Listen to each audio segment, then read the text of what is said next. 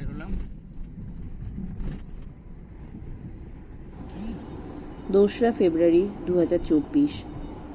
আমাদের এখন গন্তব্য হচ্ছে রস আইল্যান্ড, যার পোশাকি নাম এখন নেতাজি সুভাষচন্দ্র বোস আইল্যান্ড।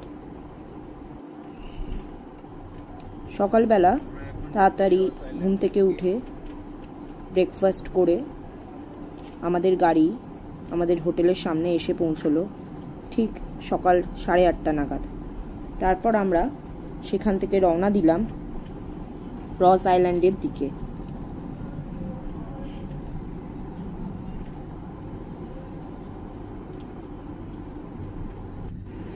আমাদের এখন গন্তব্যস্থল রস আইল্যান্ড, তার জন্য যেতে হবে মেরিনা পার্কের দিকে।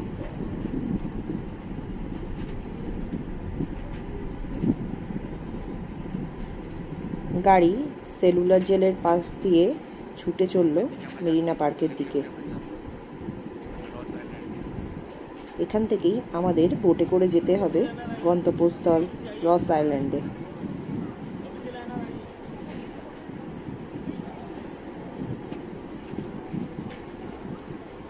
গাড়ি এসে থেমে গেল রাজীব গান্ধী ওয়াটার স্পোর্টস কমপ্লেক্সের সামনে। তারপরে আমরা বোটে করে পাড়ি দিলাম রস আইল্যান্ডের দিকে। আমাদের পার পিছু বোটে খরচা পড়েছে 1000 টাকা মতো। এই সমস্ত কিছুই আমাদের অ্যারেঞ্জ করে দিয়েছিল যে ট্রাভেলসের সাথে আমরা গেছিলাম সেখান থেকেই। টিকিট প্রথম থেকেই ওরা কেটে রেখেছিল। আপনারা চাইলে ওই মেরিনা পার্কের পাশে ওয়াটার স্পোর্টস কমপ্লেক্সে গিয়েও টিকিট কেটে সমস্ত ওয়াটার স্পোর্টস অ্যাক্টিভিটির টিকিটও কেটে নিতে পারেন, আর সাথে যে বোটে করে যাবেন সেই বোটের টিকিটও কেটে নিতে পারেন।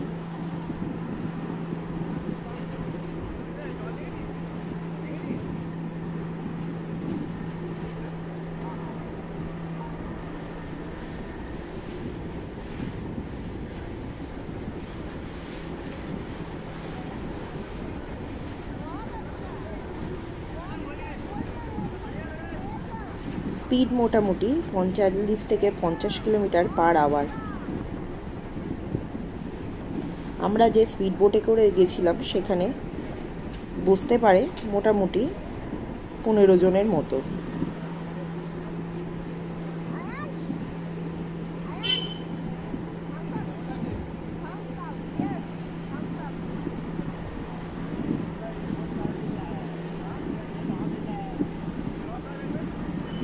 কিছুক্ষণের মধ্যেই পৌঁছে গেলাম রস আইল্যান্ডে।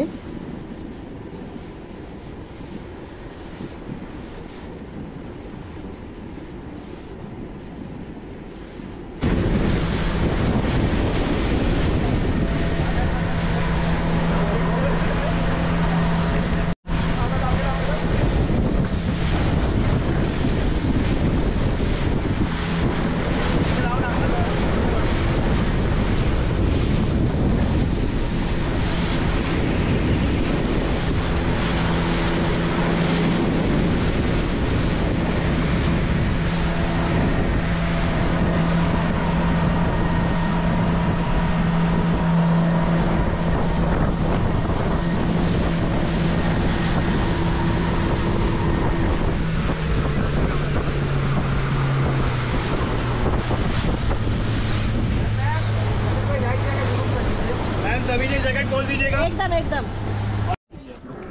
এই যে আমরা এখন রস আইল্যান্ডে নেমে গেছি। এটা হচ্ছে আমাদের রস আইল্যান্ড। আমাদের এটা হচ্ছে সি ডিলাইট স্পিড বোট। এই যে আমরা যাচ্ছি। কেমন লাগছে? চলো। আমরা পৌঁছে গেছি রস আইল্যান্ডে। এখন রস আইল্যান্ডের নাম হয়ে গেছে নেতাজি সুভাষচন্দ্র বোস আইল্যান্ড। ভারী অদ্ভুত এই দ্বীপ। এখানে স্পিড বোট থেকে শুরু করে মানুষজন পর্যন্ত যা দেখতে পাচ্ছেন সবই কিন্তু ক্ষণিকের জন্য। পর্যটকদের নিয়ে যেহেতু এদের ব্যবসা, তাই তারাও আসে এরা অফিসের সময় ধরে, আর চলেও যায় অফিসের টাইম মতো। সন্ধ্যের পর আইল্যান্ড হয়ে যায় ফাঁকা ধুধু। প্রাণহীন দ্বীপে প্রাণ বলতে রয়েছে কিছু হরিণ, ময়ূর আর হয়তো কিছু সাপ। 30 টাকা দিয়ে টিকিট কেটে ঢুকে পড়লাম দ্বীপের ভেতরে।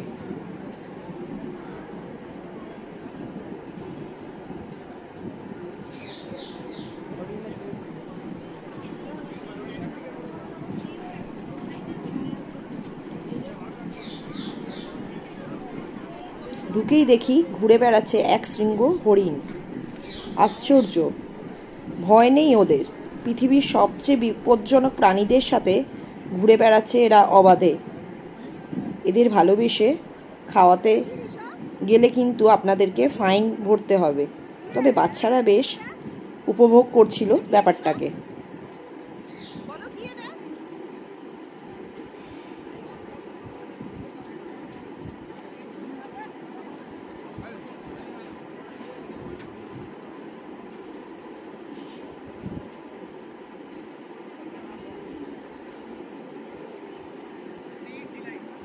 পুরো দ্বীপটা জুড়ে রয়েছে কিন্তু লম্বা লম্বা নারকেলের সারি। আমরা এইসব দেখতে দেখতে এগিয়ে চললাম একটা ব্যাটারি চালিত যানে করে দ্বীপের ভেতরে। এই ব্যাটারি চালিত যানটা পার পিছু খরচা হচ্ছে 100 টাকা করে।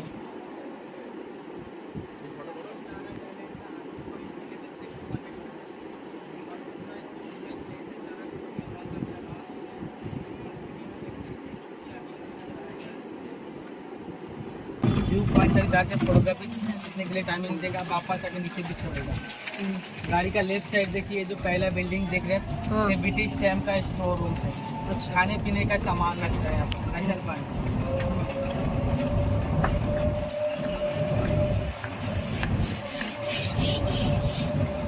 জোরে বলুন না বাংলায়।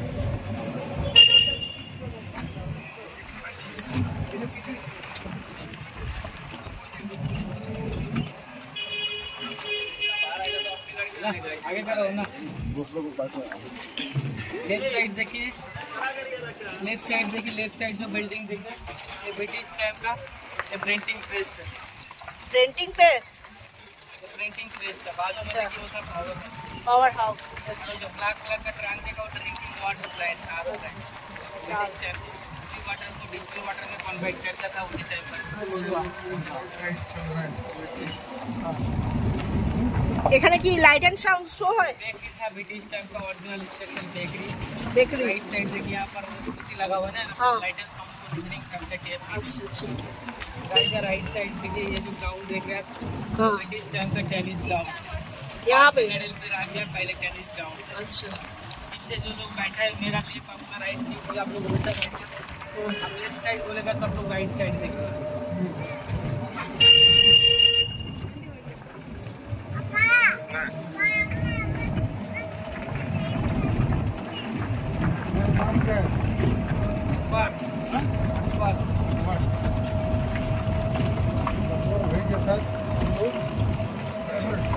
राइट साइड देखिए, ब्रिटिश टाइम का एक क्लब था, सबऑर्डिनेट क्लब था, जेसीओ क्लब। ব্রিটিশ টাইম का सबऑर्डिनेट क्लब। जी।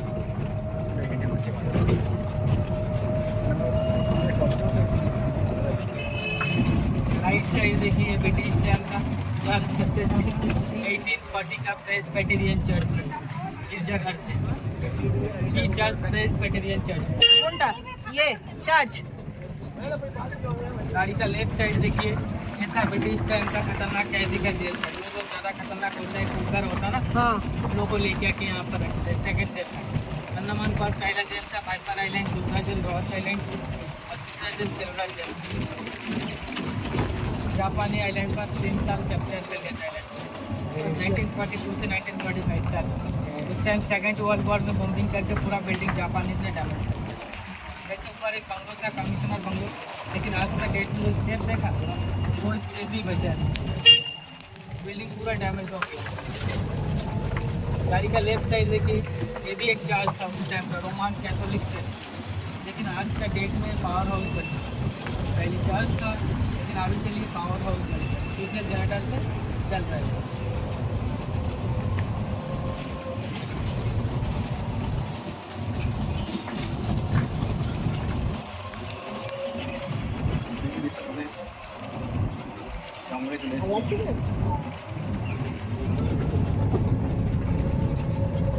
ভাল লাগছে ভাল লাগছে তো ঋষভ? गाड़ी का लेफ्ट साइड देखिए, ब्रिटिश सोल्जर का खाने पीने का मेस है। सोल्जर में जापानीज उड़ा दिया। और राइट साइड देखिए, राइट साइड जो रेड बिल्डिंग देख रहे हैं तो ब्रिटिश टाइम का ट्रूप बैरिक है, सोल्जर बैरिक। अच्छा पहला का बिल्डिंग है, ओरिजिनल स्ट्रक्चर है, लेकिन ये जो बिल्डिंग देख रहे हैं ना, हाँ एक ही बिल्डिंग सही है, क्योंकि 1987 पर ये बिल्डिंग को हम लोग का इंडियन आर्मी को दे दिया ट्रेनिंग सेंटर के लिए। तो ट्रेनिंग सेंटर खोल के रखा था, बोलते बिल्डिंग अभी सही है।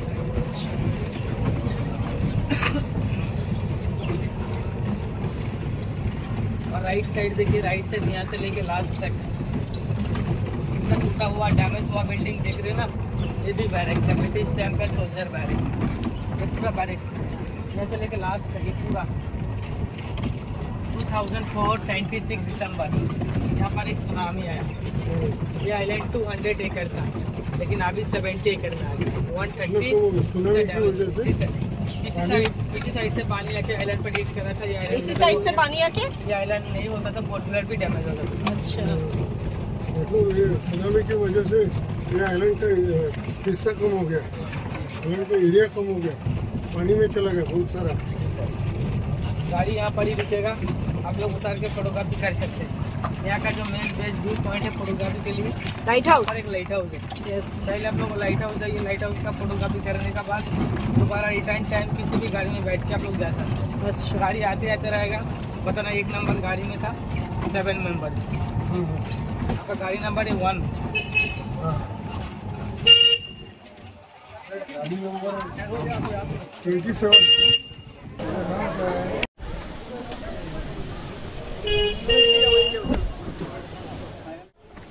এই সিঁড়ি দিয়ে খানিকটা নামলেই দেখতে পাবেন মনোমুগ্ধকর দৃশ্য, লাইট হাউস।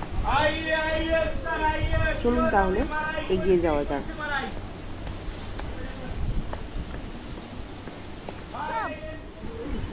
অপূর্ব দৃশ্য, চোখে না দেখলে বিশ্বাস করা যাবে না। জায়গা দারুণ দারুণ সত্যি দারুণ।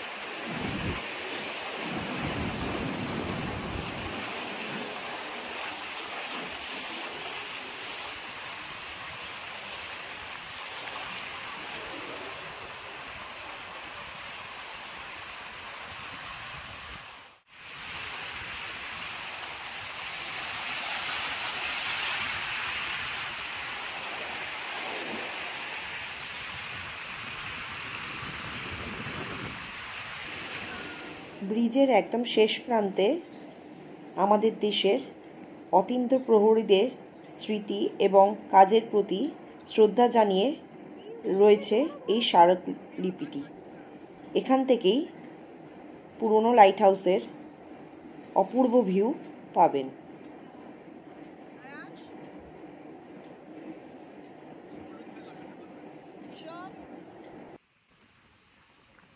এটা হচ্ছে flag of commander in chief.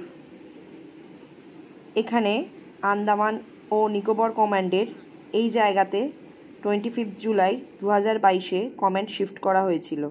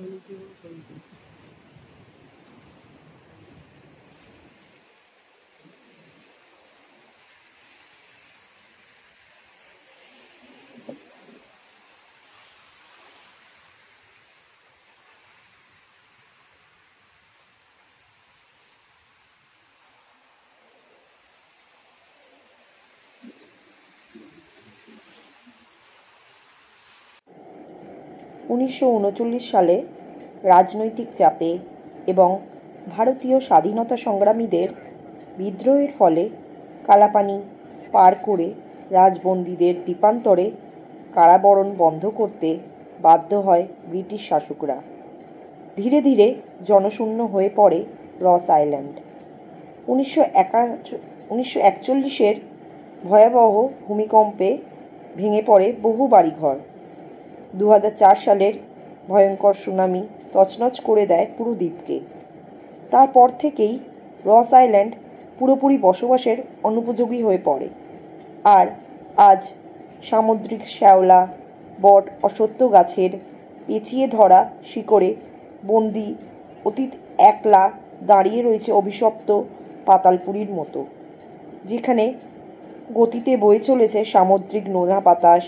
কান পাতলে আজও বাতাসের সঙ্গে মিশে যায় কান্নার ইতিহাস।